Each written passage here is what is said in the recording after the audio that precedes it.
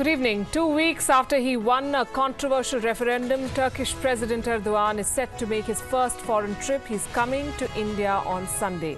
And WION travelled to Ankara to get you an interview that sets the agenda for this visit. President Erdogan spoke to us about everything from the Kashmir dispute to India's United Nations Security Council bid, Turkey's objections to India's entry to the nuclear suppliers group, to the OIC's criticism of India. On Gravitas tonight, we bring you the highlights and examine what can be expected from this visit. I'm Palki Sharma Upadhyay. The headlines first.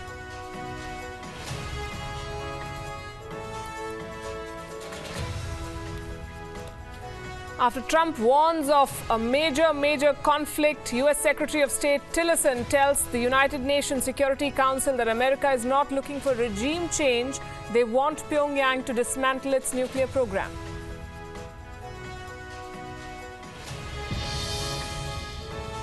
Who will foot the bill for the THAAD?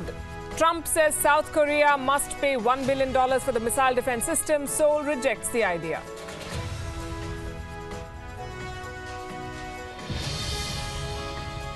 Protesters stormed the Macedonian parliament and attacked lawmakers. More than 70 injured in the police action that followed.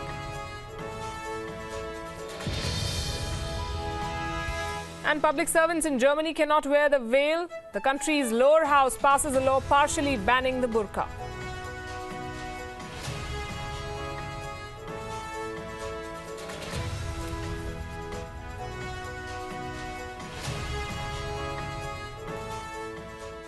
And also ahead on Gravitas tonight, we are bringing you a special report from Pakistan.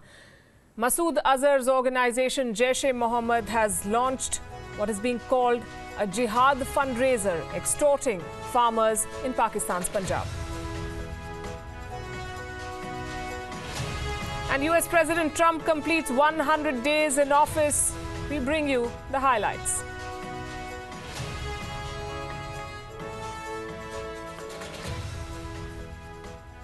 Less than 2 weeks after winning a referendum which confirmed him as Turkey's Iron Man, President Recep Tayyip Erdogan touches down in Delhi on Sunday, his first foreign visit since the referendum. There is much to discuss. India-Turkey ties is something that of course will come up. Turkey is seen as supportive of the Pakistani line on Kashmir. It equates India with a proliferator like Pakistan while blocking Delhi's entry into the nuclear suppliers group. And Turkey is ambivalent about India as a permanent member of the United Nations Security Council. These are issues that are expected to come up in our exclusive interview with the Turkish president. One of the things that we discussed was the Kashmir dispute. This is what he said. The nature of the dispute is different. There is a territorial dispute, and Pakistan is pursuing, as a state, her own thesis and her own arguments, and they're right. And India, as a state, is pursuing her own agenda and her own arguments, and they are right too. The full interview will be aired on Saturday night at 9, and we are bringing you excerpts this evening. We also have with us Vivek Karju, former diplomat, joining us from Gurugram, and Mohammed Behzad Fatmi. He's an associate fellow at the Turkish Institute with me here in the studio. Good evening to both of you. Mr. Karju, to you first. What do you make of the statement on Kashmir? Well, I think the president is sticking to a traditional position, but he's trying to balance India and Pakistan.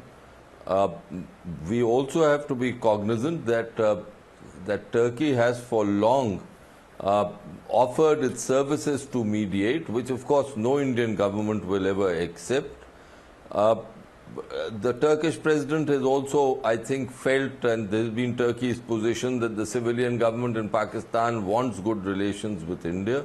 All this is fine, but we can't overlook the fact that in Pakistan, unlike Turkey, the army calls the shots.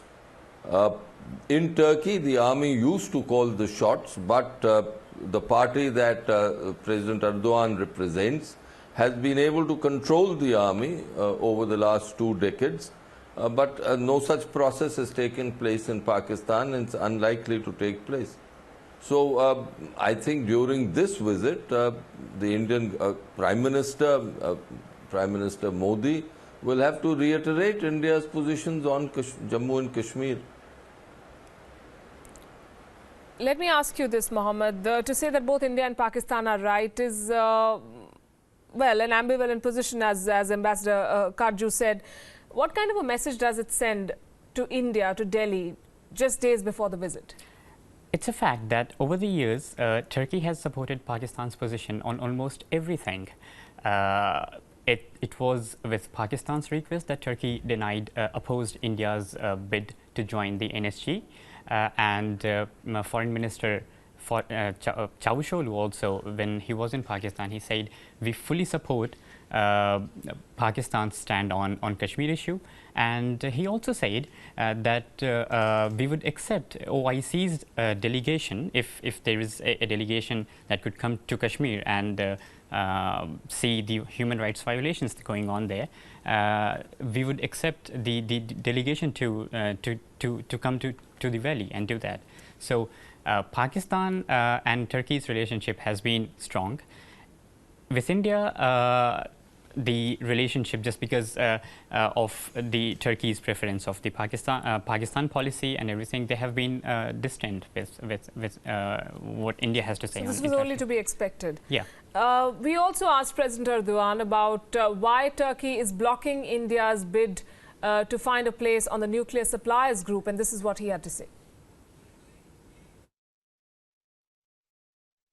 In terms of nuclear suppliers group, we have been supportive of India and we have been supportive of Pakistan similarly. Vivek Kajju, this is an issue that will be on top of the agenda in the upcoming visit. Can India expect to make much headway on this, on the NSG issue, given what President Erdogan has just said? I'm skeptical about making any progress on this issue, on the NSG question. I think President Erdogan's government and President Erdogan himself is far too committed to Pakistan on this issue for him to be able to see the objective realities of the differences between the Indian nuclear program and the Pakistani program. The Pakistani program's genesis is through acquiring nuclear materials and technology through criminal acts. That's not been the Indian program. Also, the world looks at the Indian program differently. That is why we were given the exemption.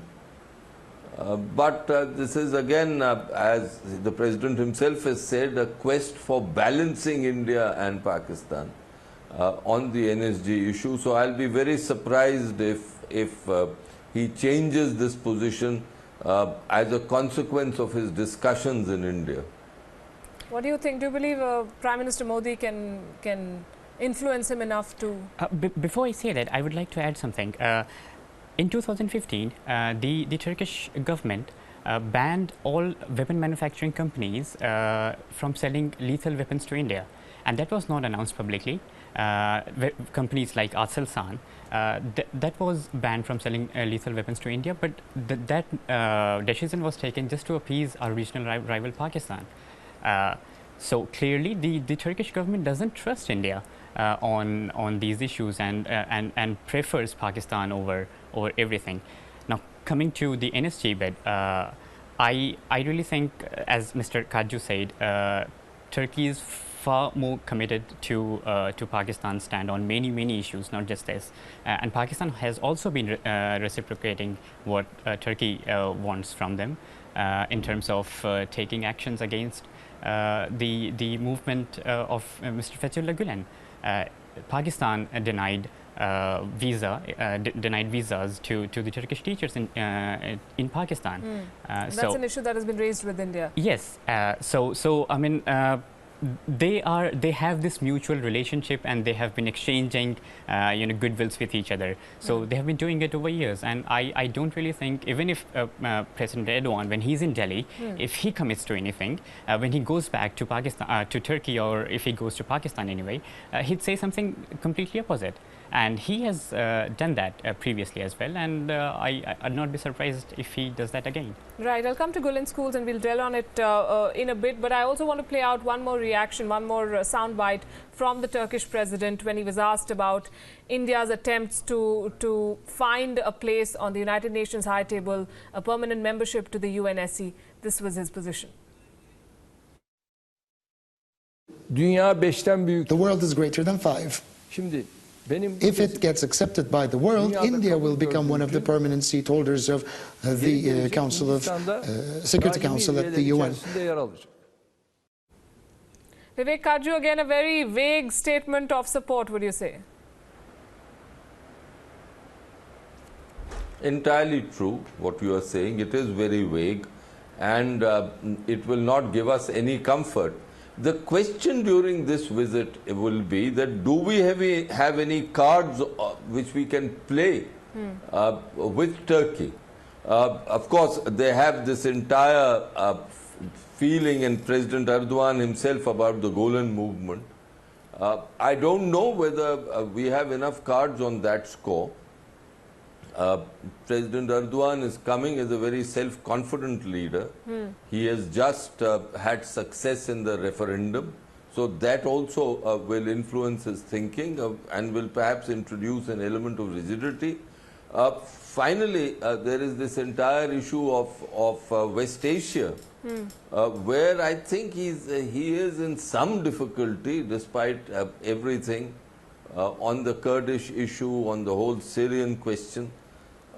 But overall, I do not think that this visit will move Turkey from its deep commitment to Pakistan, and that is a commitment which goes back 7 decades.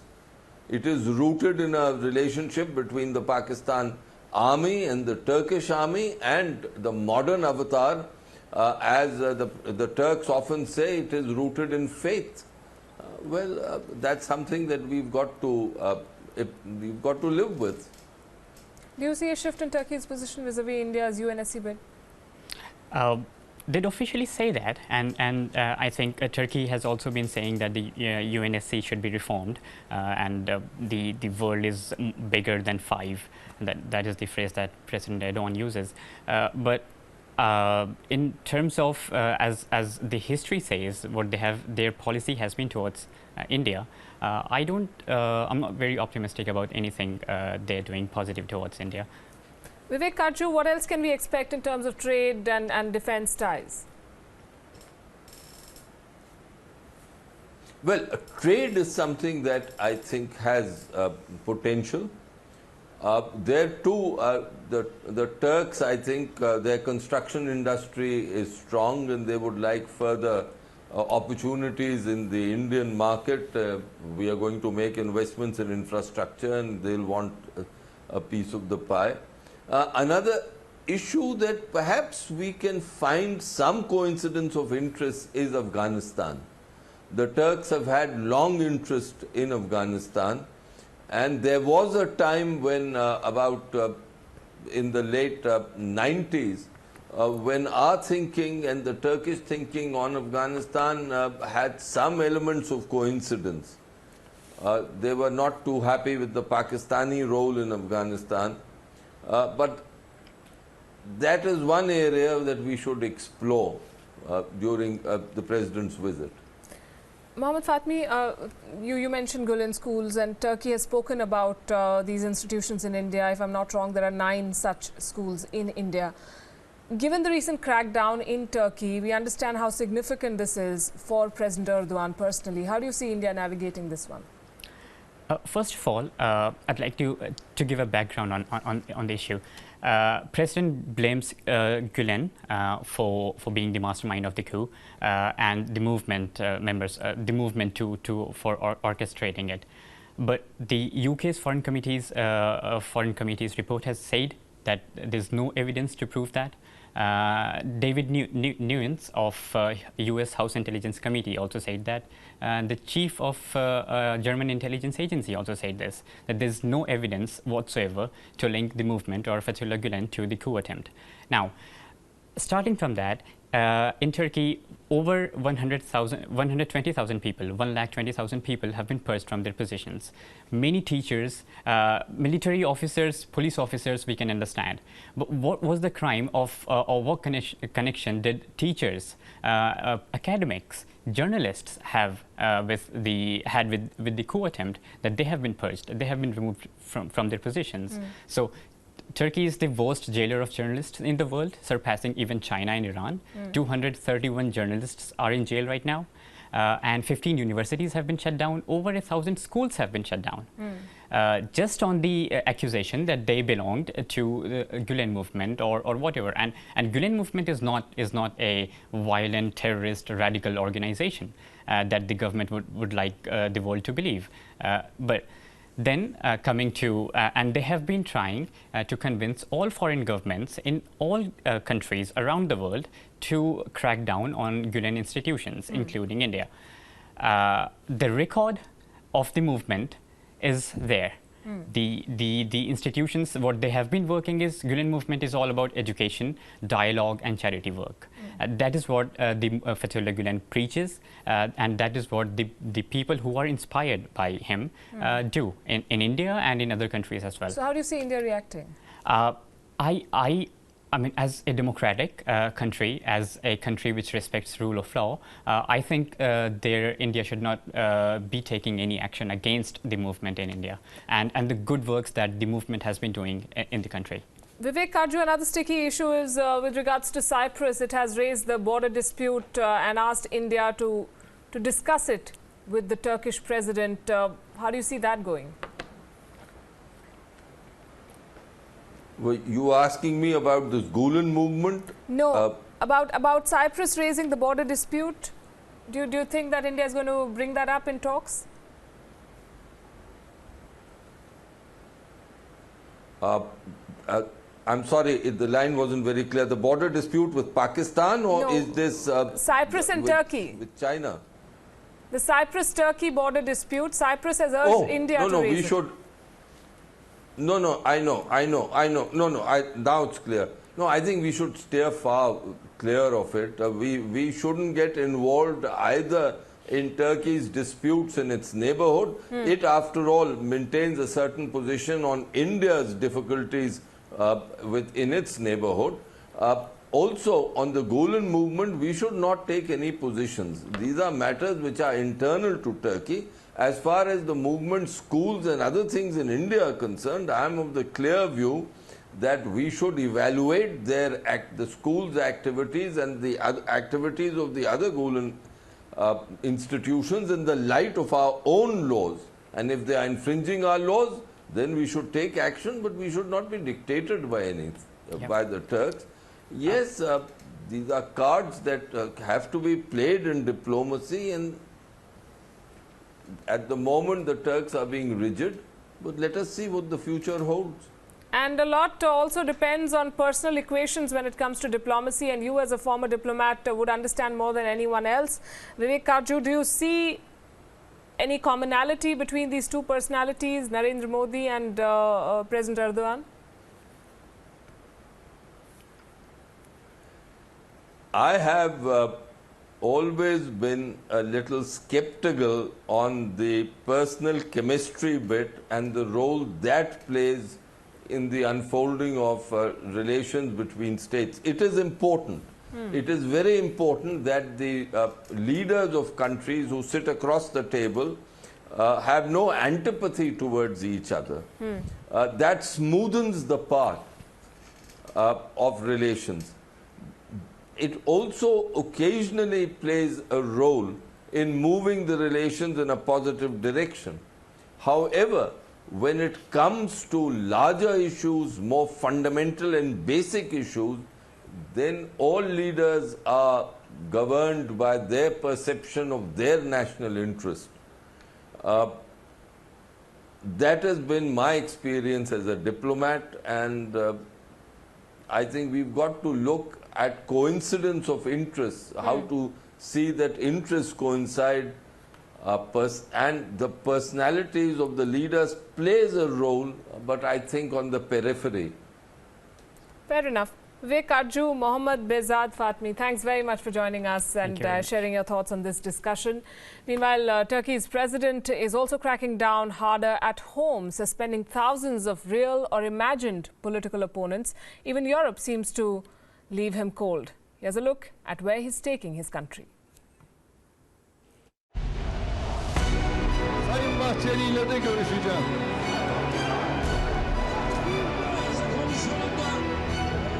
Days after winning the referendum that gives him sweeping, unprecedented powers, Turkey's President Erdogan has launched another crackdown on those he suspects are against him.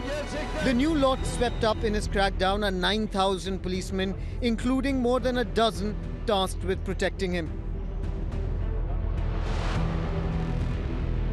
They were accused of being supporters of Gülen, the US-based cleric who Erdogan claims poses a threat to Turkey's national security.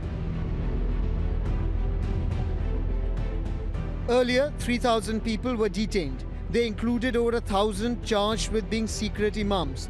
The detentions has worsened Erdogan's ties with Europe. Turkey is on the EU's watch list, and it is accused of compromising human rights and the rule of law. Europe's reaction may matter little to Erdogan.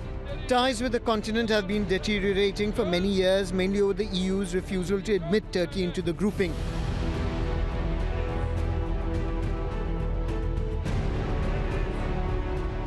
Rather, Erdogan may see himself as one pole of world politics, with Russia and the US each making up the other ends.